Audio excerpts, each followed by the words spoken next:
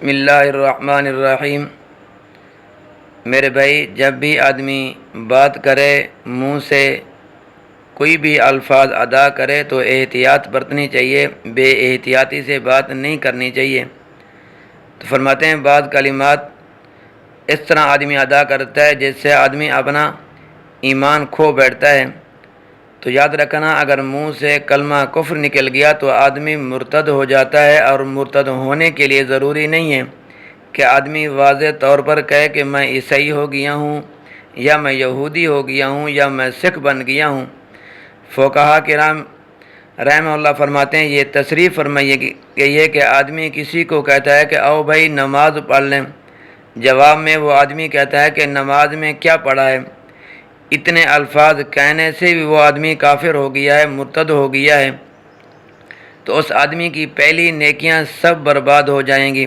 نکاح بھی ٹوٹ گیا۔ کسی کو کہا بھائی روزہ رکھ لیں، وہ کہے کہ روزے میں کیا پڑھا ہے، اتنے الفاظ کہنے سے بھی وہ آدمی کافر اور مرتد ہو گیا، پہلی نیکیاں سب برباد، نکاح ٹوٹ گیا۔ کسی کو کہا کہ بھائی داڑھی رکھ لو، اس نے کہا کہ داڑھی میں کیا رکھا ہے، بڑے دیکھے ہیں داڑھیوں والے، یہ آدمی بھی مرتد ہو گیا۔ یا یوں کہا کہ بھئی قرآن کا فیصلہ تسلیم کر لے، اور وہ کہے کہ قرآن کیا چیز ہوتا ہے، یہ کیا ہے۔ میرے دوستو، یہ الفاظ بڑے مہنگے اور بڑے مشکل الفاظ ہیں۔ یہ الفاظ کہتے ہیں کہ وہ آدمی مرتد ہو گیا، اور یہ ایسے الفاظ ہیں جو لوگ روزانہ اپنے منہ سے نکالتے ہیں، کبھی انہوں نے سوچا بھی نہیں ہے۔ تو اس واسطے علامہ شامی رحمۃ اللہ فرماتے ہیں کہ ہر مہینے آدمی کو چاہیے کہ وہ اپنا نکاح تازہ پڑھنا چاہیے، اس آدمی کو نکاح اپنا تازہ پڑھانا بھی چاہیے، پڑھنا بھی چاہیے، تاکہ آگے جو اولاد پیدا ہونی ہے وہ تو حرامی نہ ہو۔ ہر مہینے توبہ کر کے نئے سرے سے نکاح ہونا چاہیے، کیونکہ حضرت شامی رحمۃ اللہ علیہ کا زمانہ حضور صلی اللہ علیہ وسلم سے اتنا دور نہیں ہے۔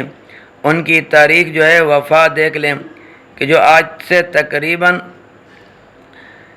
200-300 سال پہلے تھا، اب ہمارا زمانہ تو دیکھیں کہاں نکل گئے۔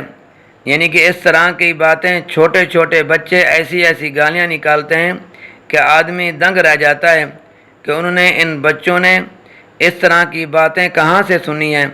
تو مرتد ہونے کے لیے ضروری نہیں ہے کہ اس کے سر پر سینگ لگ جائیں، اچھا بھلا آدمی ہوتا ہے۔ فرمایا وَأُولَٰئِکَ أَصْحَابُ النَّارِ، یہی ہیں دوزخ والے، ہم فیہا خالدون، وہ ہمیشہ ہمیشہ دوزخ میں رہیں گے، اور کبھی بھی دوزخ سے نکلنا نصیب نہیں ہوگا۔ یاد رکھنا، دوزخ زندگی اور جنت کی ہمیشہ کی زندگی آج ہم نہیں سمجھ سکتے، کیونکہ ہم نے محدود زمانہ دیکھا ہے اور سنا بھی ہے، 100 سال، 1000 سال، 1500 سال وغیرہ۔ وہاں ایسا نہیں ہے، کیونکہ وہ کبھی نہ ختم ہونے والی زندگی ہے، اور کبھی بھی نہ ختم ہونے والی زندگی ہماری سمجھ میں نہیں آتی۔ جنتی کے واسطے خوشیاں کبھی ختم نہیں ہوں گی، اور دوزخیوں کے لیے، جہنمیوں کے لیے تکلیف بھی کبھی ختم نہ ہوگی۔ تو ان مجاہدوں نے جہاد کیا تھا عبداللہ ابن جاش رضی اللہ تعالیٰ عنہ کی قیادت میں، تو ان کو اس بات کی تسلی تو ہو گئی تھی کہ ان مہینوں میں لڑائی بھی بری بات ہے، اور یہ دوسری کاروائیاں بھی بری ہیں، جو مسجد حرام سے روکنا، اسلام سے روکنا، لیکن ہم نے جو لڑائی لڑی ہے اس کا ہمیں کوئی ثواب بھی ملے گا یا نہیں ملے گا۔ یہ کون کہہ رہے ہیں؟ یا عبداللہ ابن جاش رضی اللہ تعالیٰ عنہ۔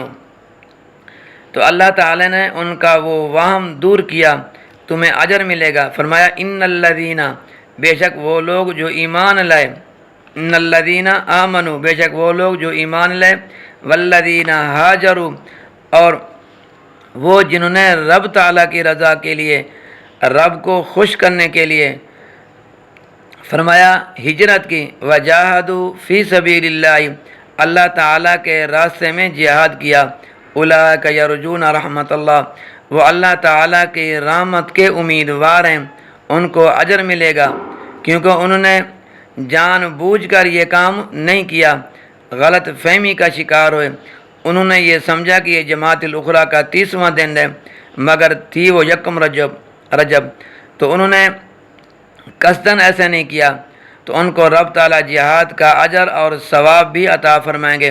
فرمایا واللہ غفور الرحیم، جو غلطی آدمی کرے یعنی کہ جان بوجھ کر غلطی نہ کرے، بھول کر اگر کسی سے غلطی ہو جائے تو رب تعالیٰ اس کو معاف فرما دیتے ہیں، اور اگر کوئی آدمی دیدہ دانستہ بھی کرے، جان بوجھ کر بھی اگر آدمی کوئی غلطی کر لیتا ہے، فرمایا اگر اس آدمی نے رب تعالیٰ سے سچے دل سے توبہ کرے، وہ بھی اس کو بھی رب تعالیٰ معاف کر دیتے ہیں۔ تو فرمایا تمہاری غلطی اور واقعتاً غلطی تھی، لیکن تھی وہ جان بوجھ کر نہیں، آپ نے بھولے سے کیے، لہذا آپ کو اجر بھی ملے گا، اللہ تعالیٰ تمہیں بخشے گا بھی، اور کافروں کو اعتراض کا کوئی حق نہیں ہے، وہ ان مہینوں میں تمہارے کاموں سے بڑے بڑے کام کرتے ہیں، انہیں اپنے گربان میں بھی منہ ڈال کر دیکھنا چاہیے کہ وہ کیا کرتے ہیں۔ وہ دعا فرمائیں کہ اللہ تبارک و تعالیٰ میرا اور آپ کا حامی و ناصر ہو۔